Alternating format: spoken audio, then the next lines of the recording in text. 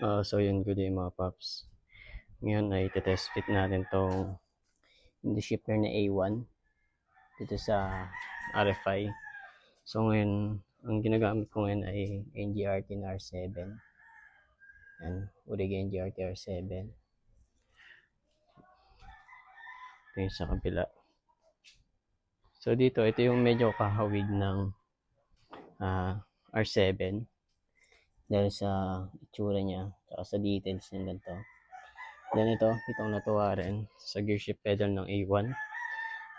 Para siyang katulad ng nabibili na separate ng NGRT. Diba?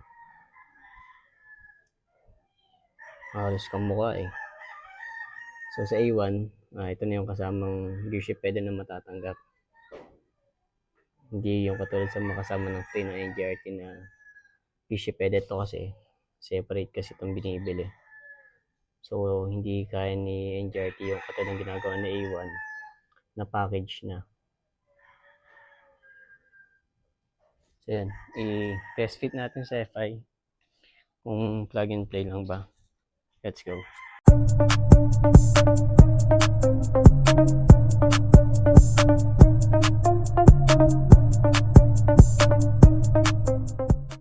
So yun, natanggal ko na tong NGRT R7.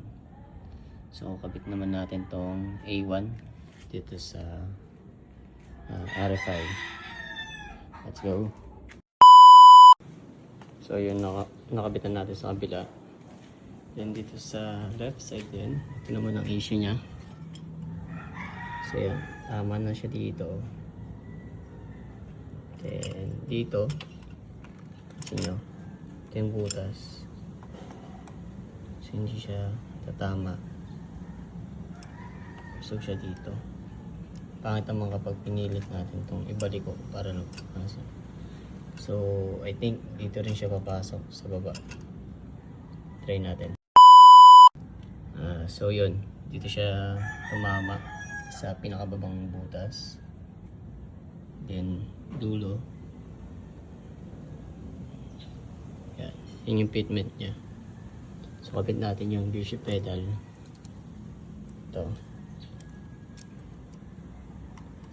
Kasi nagbabaw na siya. Siguro ito. Okay.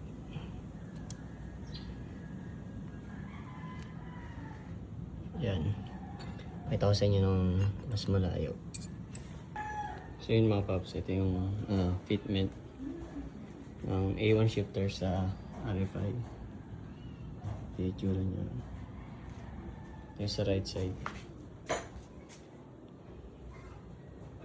Yan yung sa kabila naman.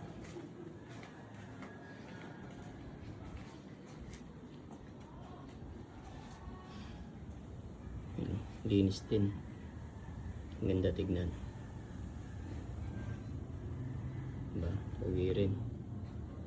Yan, try natin siyang sampahan kung may changes ba sa riding position, lalo na sa paa.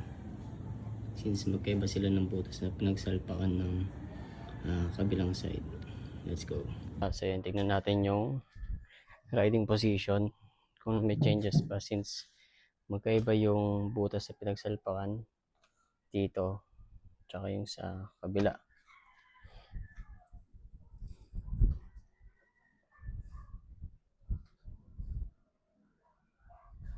So yun, wala naman siyang pinagkaiba. Pantay lang naman. Iba natin side stand. So yun, pantay pa rin naman yung position ng paa. Wala naman changes. Hindi naman siya yung ganyan. So para sa akin, pantay pa rin naman siya.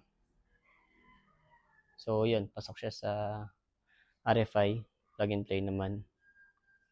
Okay naman yung ano niya. Comfort pa rin naman yung body position sa riding niya. Sa paa, wala naman changes. Halos ganun pa rin. Taas niya, halos same din ng other in the shifter like yung NGRT. So yun siya, yun yung fitment niya. So yun, sa mga gustong umispar dyan or gustong order, PM lang kayo. Pre-order to. I think January pa yung darating mga A1 natin. So December darating mga NGRT. So yun, PM na lang kayo mga paps. Yun lang, ride safe.